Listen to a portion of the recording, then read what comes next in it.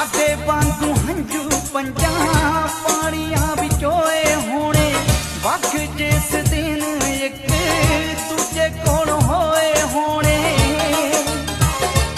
ਸਾਡੇ ਵਿੱਚ ਸਰਹੱਦ ਅੱਜ ਖਿੱਚਤੀ ਵੇ ਬਿਆਸ ਦੇ ਜਨਾਬ ਦੀ।